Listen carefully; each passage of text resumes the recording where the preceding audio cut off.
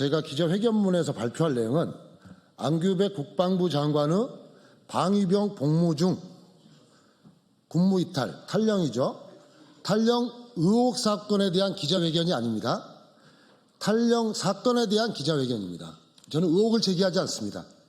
그리고 사실이 아니면 거기에 대해서 저는 분명히 책임을 집니다. 제가 제목을 다시 한번 읽어드리겠습니다.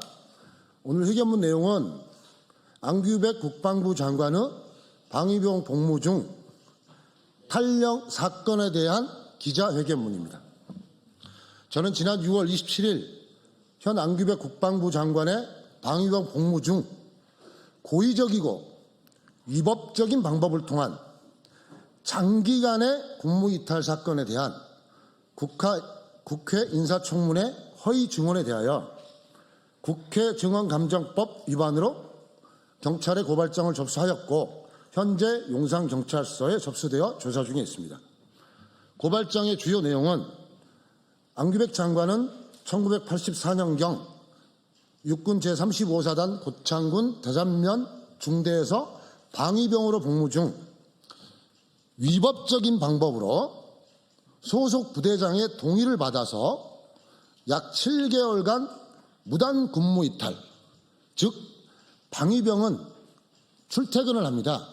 그래서 무단 근무 이탈이라는 것은 7개월간 출근을 하지 않았다. 근데 7개월간 제가 소속 부대장의 동의를 받았다는 것은 7개월간 출근도 하지 않았는데 소속 부대장이 헌병대 체포조 있죠. DP. 거기에 신고하지 않았다는 겁니다. 그래서 해당 면대장이 동의를 해줬다. 그 해줬던 이유는 불법적인 방법이다. 이게 가장 중요합니다. 예를 들어서 부득이하게 탈영을 했다면 이론은 어느 정도 정상의 참작의 여지 있지만 불법적인 장기간의 탈영이 있었다. 이게 되게 중요하다고 생각합니다.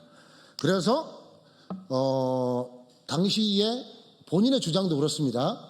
대산면 파출소장이라고 추정을 하는데 거기에서 헌병대에 제보가 됐고 헌병대에 체포가 됩니다. 그죠? 체포라는 게 뭔지 아시죠? 헌병대에 끌려갔다는 겁니다. 제가 알고 있기로는 그 당시에 탈영할 때 서울에 있었어요. 그러니까 서울에까지 와서 잡아갔다는 뜻이죠. 그래서 잡혀서 구금이 30일간 됐고 그래서 근무이탈 기간 약 7개월에서 총 8개월을 추가 복무하고 1985년 소집된 지 22개월이 지난 8월 31일 날 소집 해제된 사실이 있다는 겁니다. 이러한 사실은 장관님의 병적 자료에 기재되어 있는데 작년 7월 15일 인사청문회 당시 군무이탈과 구금 사실이 전혀 없다라고 허위 증언을 하였습니다. 그리고 대부분 병적 자료 제출을 하지 않아서 확인 못한다고 하는데 군 인사 시스템상 병적 자료만 있는 게 아니고요. 그 당시에 구금의 인사명령이 있었고 헌병대의 수사 결과 보고서가 있고요. 당시 보안대의 사건 보고서가 있고 그 조난 자료가 지금 육군본부 곳곳에 보관되어 있습니다. 병적 자료는 병무청에, 수사 자료는 헌병실 자료실에, 인사명령은 계룡대 육군기록정보관리단에, 그리고 기무부대 조난 자료는 과천에 있습니다. 그리고 그 외에도 여러 군데 흔적이 아주 많습니다. 또한 본인은 이와 같은 장관님의 방위병 복무 중 군무 이탈과 구금 사실을 언론과 SNS를 통해 공개하였습니다. 만약 제가 공개적으로 주장한 내용이 사실이 아니라고 한다면 저는 명예훼손이나 무고 등으로 제발 고소를 해달라고 수차례 요청을 했습니다.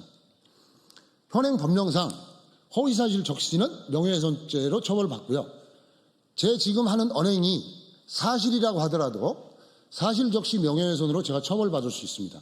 그리고 제 내용이 고발한 내용이 가짜라면 이거는 무고죄가 됩니다.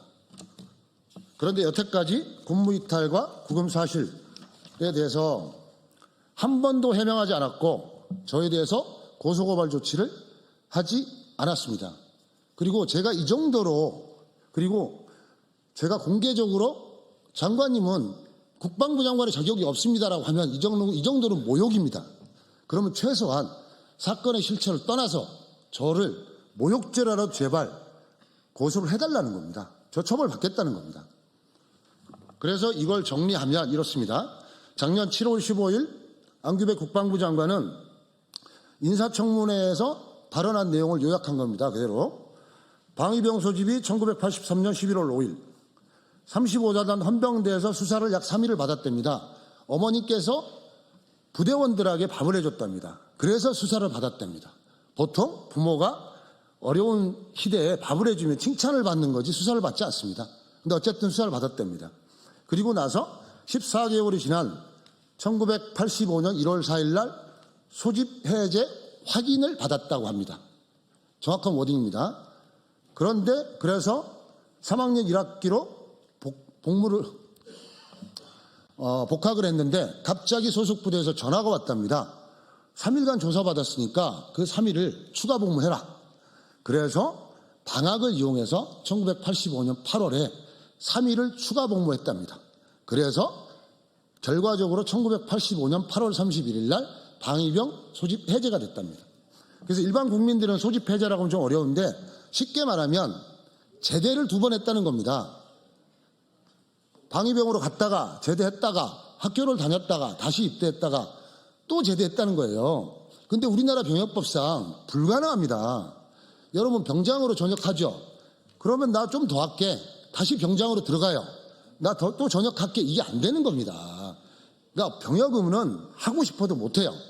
만약에 더 하겠다. 그럼 병장 전역하고 하사로 다시 시험을 봐야죠. 장교로 시험을 보든지. 재임용 절차를 밟는 거예요. 이런 터무니없는 이야기를 인사청문회에 했는데 우리 언론에서는 그걸 분석도 하지 않고 2번 전역했구나. 2번 입대했구나. 이렇게 넘어갔다는 겁니다.